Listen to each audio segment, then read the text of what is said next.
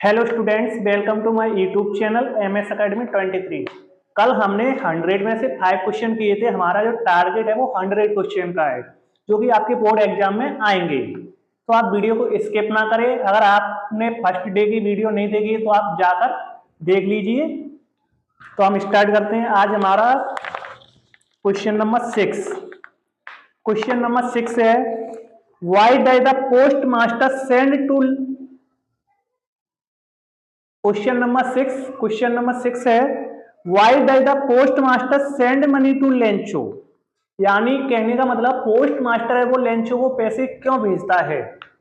क्या उसे कोई लालच होता है? देखते हैं आगे। Why does he sign the letter God, और वह पत्र पर भगवान के साइन क्यों करता है? यानी क्वेश्चन का कहना क्या है? क्वेश्चन कह रहा है पोस्ट मास्टर लेंचो को पैसे क्यों भेजता है और वह पत्र पर साइन क्यों करता है, यानी जो भगवान है, ईश्वर है, उसके साइन क्यों करता है। तो देखो आंसर है, the post master was a humble and kind person.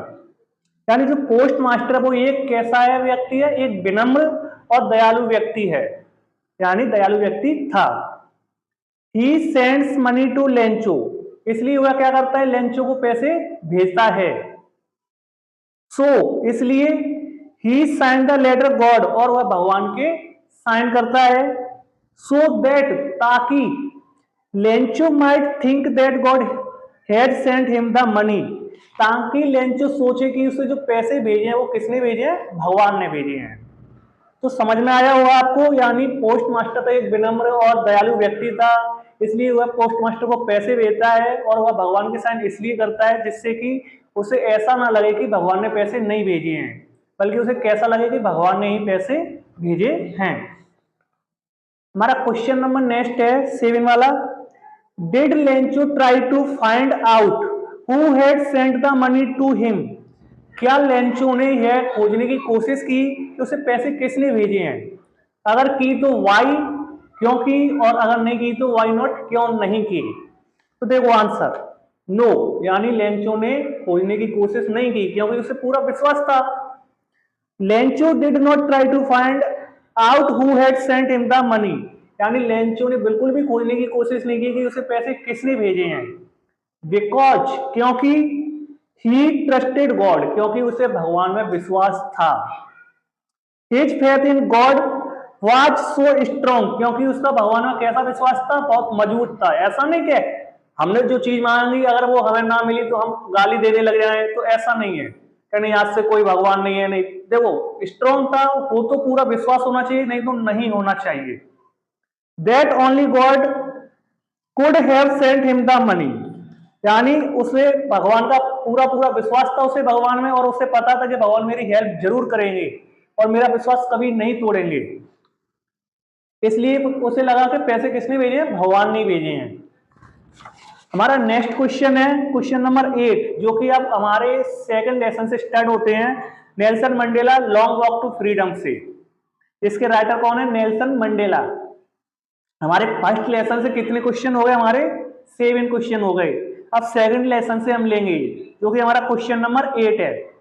Where did the ceremonies take place, यानी where did the ceremonies take place, यानी जो समारोह है वो कहां पर हुआ था? किस स्थान पर हुआ था? Can you name any public building in India, यानी क्या तुम बता सकते हो, उन बिल्डिंगों के नाम बता सकते हो जो कि इंडिया के अंदर है, यानी पब्लिक बिल्डिंग है। That are name of sandstone, यानी उनके नाम बता सकते हो जो कि किससे बनी है? सैंडस्टोन से बनी हो, जिनको कि बलुआ पत्थर बोला जाता है, यानी जो कि बलुआ पत्थर से बनी हो।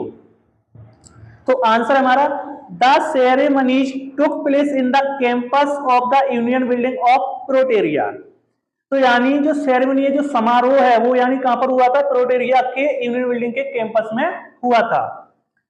अब उसके बाद बिल्डिंगों के नाम क्या है इंडिया में जो कि पब्लिक बिल्डिंग है? इन इंडिया, यानी इंडिया में, यानी भारत में, Rashtrapati Bhavan and red fort are building made of red sandstones, यानी in India Rashtrapati Bhavan and red fort are buildings made of red stones, यानी जो बलुआ पत्थर से बनी है वो कौन कौन है इंडिया में? राष्ट्रपति भवन और लाल किला है। क्वेश्चन नंबर हमारा 9 वाला है।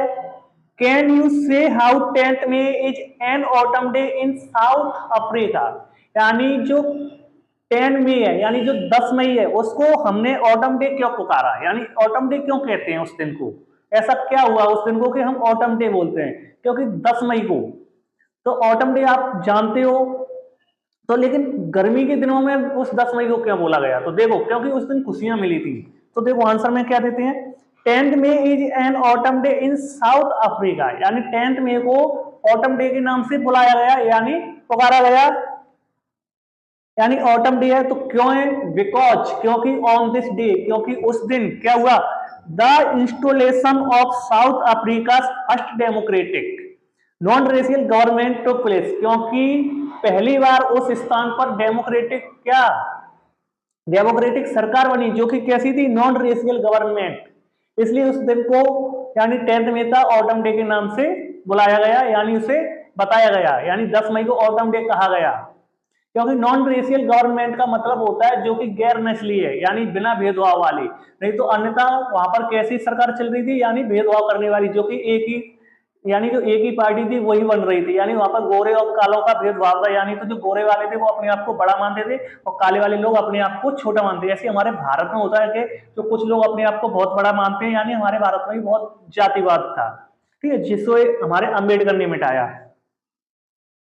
Question number 10, what does Mandela thank the international leaders for, यानी जो मंडेला है उन्होंने इंटरनेशनल लीडर को यानी धन्यवाद किसके लिए दिया, तो देखो Mandela thanks the international leaders for coming to celebrate with the people of South Africa their victory for justice peace and human dignity. यानी जो मंडेला है उन्होंने इंटरनेशनल लीडर्स को धन्यवाद इसलिए दिया क्योंकि वह उनकी यानी न्याय की जीत और शांति और यानी मानव गरिमा के लिए उनके साथ यानी सेलिब्रेट करने के लिए आए थे। तो आज के लिए हमारे हो गए 10 क्वेश्चन, यानी 5 कल के 5 आज। आगे की चर्चा हम अगली वीडियो में करेंगे, यानी डे 3 में। जब तक के लिए आप अपना लर्न कीजिए, रिवीजन कीजिए। जय हिंद दोस्तों।